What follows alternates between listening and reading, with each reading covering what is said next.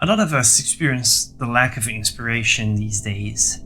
You know, the feeling of not finding ideas, staring at a blank canvas. And if it happens to you, I have a pretty good idea as to why. And no, it's not because of lack of talent, culture, or ideas. The truth is, we never get to experience boredom anymore. Nobody's bored. And believe it or not, but boredom is one of the most essential things to find inspiration. Let's start with the obvious culprit as to why we don't experience boredom anymore. The smartphone. And I'm not here to say that phones are evil or that you should throw yours in the river. They are incredible tools, incredibly practical. I use mine for research, for references, for communication, for work in general. The problem isn't the phone itself. It's the constant stimulation that it creates. The endless scrolling, notifications, videos, opinion, memes, outrage. It's all together in a single stream. And you watching this video right now is probably part of this constant stream of stimulation. Your brain never gets to rest, never gets to wander, never gets to sit with a question long enough for something interesting to emerge. And this situation leads to what I call sterile anxiety. And don't take it the wrong way, as it is a word with very negative meaning. Anxiety can actually be good for artists. A lot of people use art exactly for that, to sublimate the negative feelings that they have, and anxiety is one of those. But this kind of smartphone-induced dopamine-rich anxiety is unfortunately not the kind that can lead to great inspiration. You might think that because you're constantly seeing pictures, paintings, other artists working, you will have ideas, but the truth is that inspiration doesn't come from being constantly fed ideas. It comes from the nothingness, the boredom. It comes from the friction between what you've absorbed in your life and the silence that follows when you have time to finally recollect your thoughts. So books, museums, working in a sketchbook, taking a long walk, observing carefully, contemplation. This is what really allows your mind to connect the dots on its own. It's something that takes a lot of time, something that requires you to be fully dedicated in the silence of your own thoughts.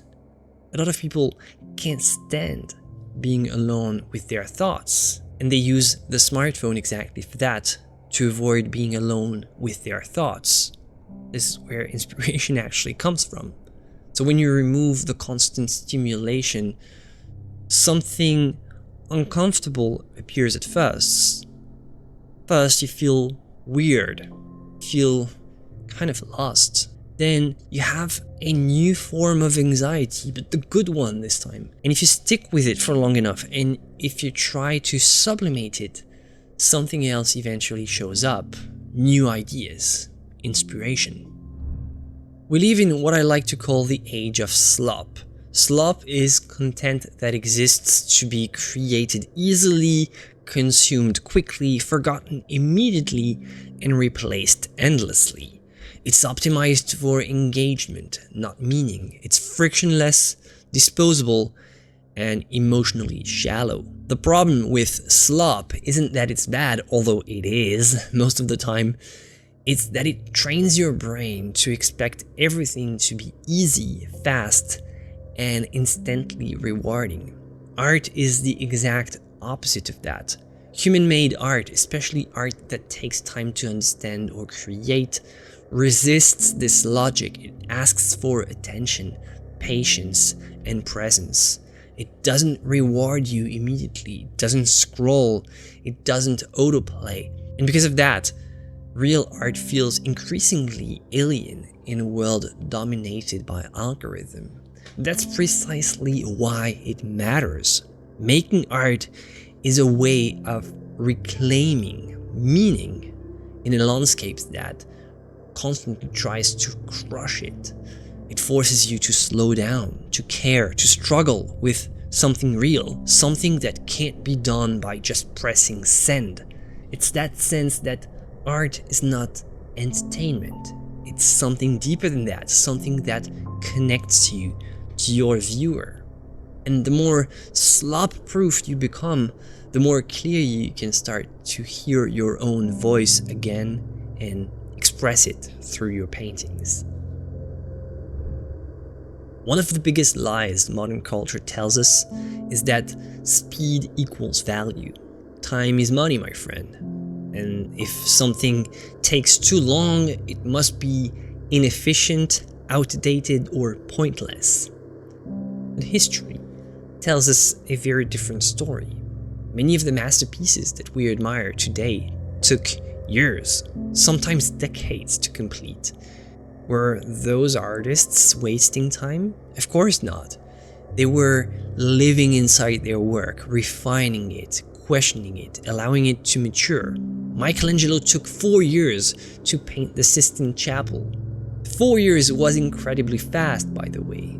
And it also took 4 years for some other artists to make some much more modest canvases. And that slow-moving process is not a flaw. It's the very reason why these works still speak to us centuries later. Real art takes time because real thinking takes time. There is no shortcut around that. The slow grind, the repetition, the doubt, the revisions. It's not something to endure until inspiration magically appears. It's the creative process in and of itself. The grind is part of the process. Starting over is part of the process. Changing an entire part of your painting because it simply doesn't work is part of the process. So yes, you might spend a lot of time on the same work and it might start to feel boring. But once you accept that boredom is also part of the process, it stops being your enemy. It becomes a signal, a threshold, a quiet space where something meaningful can finally begin to take shape.